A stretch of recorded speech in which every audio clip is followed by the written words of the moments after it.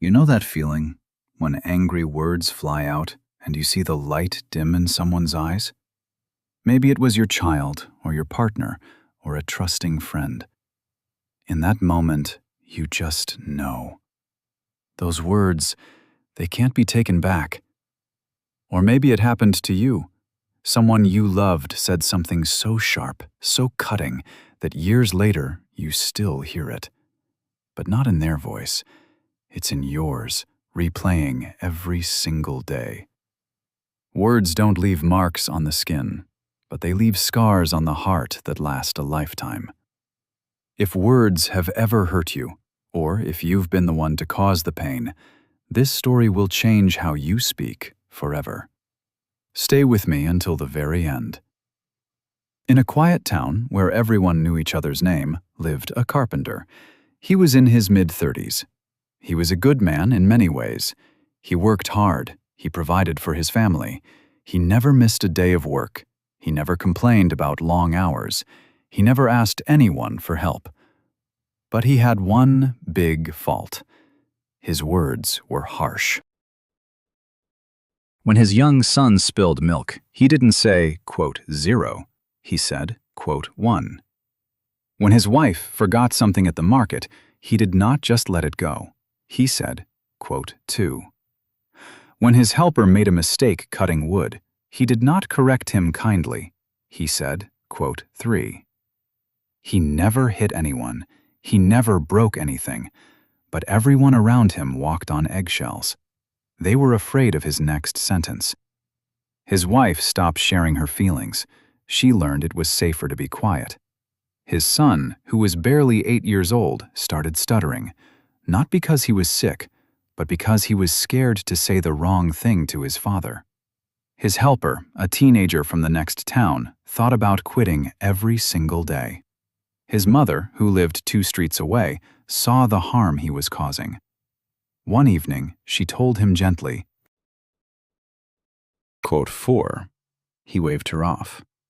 Quote 5. He truly believed this. He believed that being honest meant being harsh. He believed that being strong meant never softening his voice. He believed that if his words hurt, it was the listener's fault for being too sensitive. He did not know that honesty without kindness is just meanness with an excuse. And life went on like this, until one normal evening changed everything. One Thursday evening, the carpenter came home very tired. Dinner was not ready. The house was messy. His son's school report lay on the table. It showed average grades, nothing special. He exploded. Underscore, underscore, quote, underscore 6, underscore, underscore. His wife said nothing. She had stopped fighting back months ago.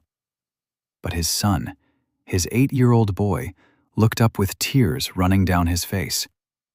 He whispered something that stopped the carpenter cold. Quote 7. The room became silent. The carpenter opened his mouth to answer, but no words came out. For the first time, he saw his son's face clearly. Not as a child being overly emotional, but as a small human being who believed deep in his heart that his own father did not love him. That night, after his son had cried himself to sleep and his wife had gone to bed without saying goodnight, the carpenter sat alone at the kitchen table. He kept hearing his son's words again and again. Then, like a dam breaking, he remembered. He remembered his own father, a man who spoke the same way, hard, sharp, unforgiving. He remembered being 9 years old, standing in a doorway. He heard his father tell a neighbor. He had carried those words for over 25 years. They had shaped how he saw himself. They had shaped how he treated others. And now, he was doing the exact same thing to his own child. He whispered to himself in the dark kitchen.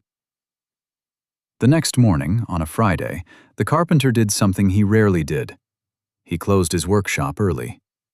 He walked to the edge of town, where an old retired teacher lived alone in a small house with a garden. This old man was known throughout the town, not for money or power, but for the way he spoke. In over 40 years of teaching, no student ever said a bad word about him. Parents trusted him. Children loved him. Even the hardest teenagers became softer when he was near. There once lived a carpenter in a quiet town. He was struggling. He stood at his garden gate one day, a storm inside him. And then he knocked. He told the kind teacher. The old teacher welcomed him inside. No harsh words, no judging looks. They sat in the garden. Flowers bloomed all around, cared for over many years. The teacher listened closely. The carpenter poured out his heart. He spoke of angry shouts. He spoke of his wife's quiet sadness. He spoke of his son's tears, and the terrible words he could not take back. When the carpenter finished, the teacher did not preach. He did not quote old books. He did not give a long speech. Instead, he slowly stood up. Quote 14, he said. He led the carpenter to the back of the garden. There stood an old wooden fence. It looked old but strong. Next to it, a small box held nails and a hammer. Quote 15, the teacher told him. Quote 16, the carpenter frowned. Quote 17, he asked. Quote 18, the teacher nodded. Quote 19, the carpenter agreed. It felt strange, this task, but he promised to try anything. The first week was a shock. By Sunday evening, the carpenter had hammered 17 nails into that fence. 17 nails in just 7 days. He stood there, looking at all those nails. A sick feeling rose inside him. He had not even known he spoke so cruelly so many times. It had become normal. Like breathing. Cruelty just flowed from his mouth. He went back to the teacher, shaken. Quote 20, he said. Quote the teacher nodded calmly. Quote 22. Quote the teacher continued. The second week, the carpenter hammered 9 nails. Still too many, but almost half of the first week. The third week, 5. By the fourth week, only 2 nails. Something was changing inside him. He started feeling it. The tight chest, the hot face, the urge to yell. And in that tiny moment between feeling it and speaking, he learned to pause. After 1 month, the teacher said, slowly, day after day, the carpenter began removing nails. It took him almost 2 months. Some days he failed and had to put a nail back in, but he kept trying. Then came the day he pulled the very last nail from the fence. A wave of pride washed over him, a feeling he had never known. He ran to the teacher's house. "I did it!" he gasped, out of breath. "Every nail is gone! The fence is clean!" The old teacher smiled gently. "Come," he said. "Let's look at the fence together." They walked to the fence.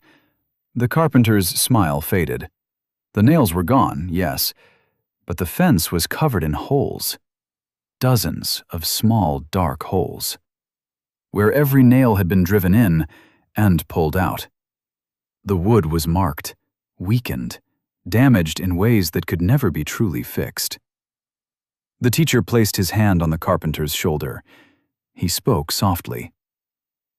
"You see, my friend, you can remove the nails. You can stop the harsh words. You can even say you are sorry. But the holes remain. Every cruel thing you said left a mark on someone's heart, and some of those marks will never fully heal." The carpenter stared at the fence. For the first time in his adult life, he cried. That evening, the carpenter went home. He sat next to his son. The boy tensed up, waiting for the usual angry words. But instead, the carpenter said something new. Something he had not said in years. "Son, I am sorry. I have been saying things that hurt you. None of it was your fault. You are not a bad person. You never were. I was the one who was wrong." The boy looked at his father. His eyes were wide. He was not sure if this was real. Then, slowly, he leaned into his father's chest, and he held on tight. The changes did not happen in one night. Trust, once broken, takes a long time to build again. But the carpenter worked on it every single day. When his student made a mistake, he did not shout.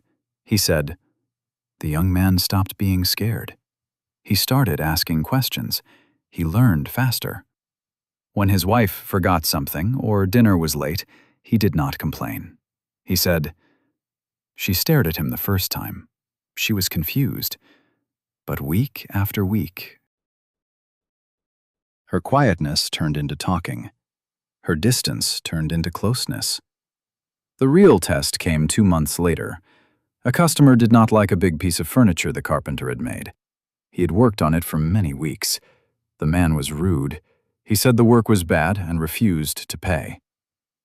The old carpenter would have gotten very angry. He would have gone home to yell at the first person he saw. But this time, he stopped.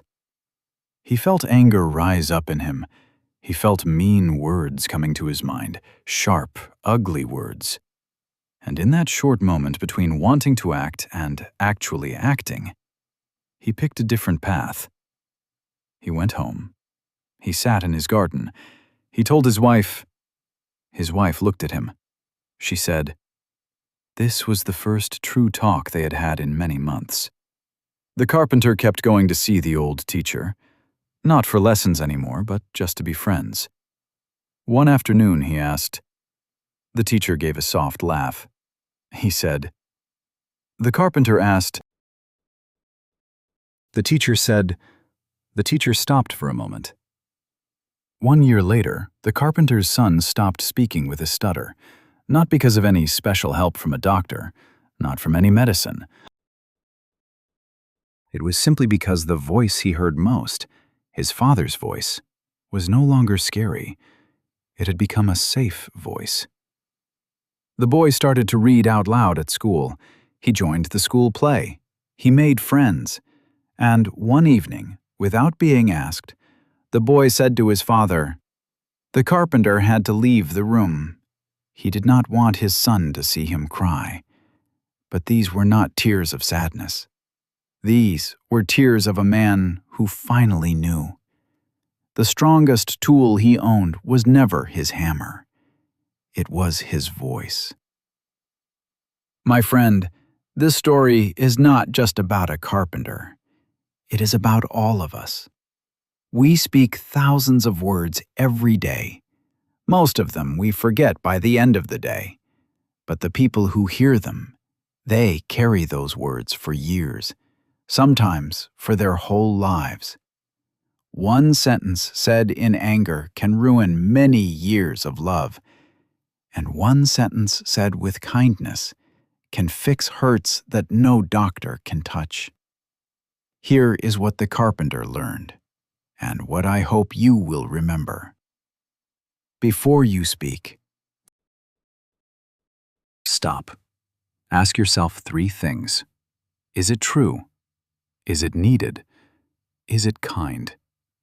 If your words do not pass these 3 tests, keep them to yourself. Being quiet is always better than being mean. If you have already put nails into someone's fence, your child, your partner, your friend, you cannot take out the holes. But you can stop making new ones today, right now, starting with the very next thing you say. And if you are someone who carries the holes, if someone's words hurt you a long time ago, know this. Their words say everything about them, and nothing about you. You are not what someone called you when they were angry. you never were. The carpenter could not give his son back the years of fear, but he gave him something better, a future where the voice in his head was gentle instead of harsh. You have that same power right now, with the very next person you speak to. If this story touched your heart, please share it with someone who needs to hear it. Maybe a parent who is too hard on their child. Maybe a friend who does not see how their words affect others. Maybe someone who is hurt by words and still feels the pain. Because sometimes the right story at the right time can change how someone speaks for the rest of their life. And that changes everything. Remember, nails can be pulled out, but holes stay. Choose your words with care. They are the strongest thing you own.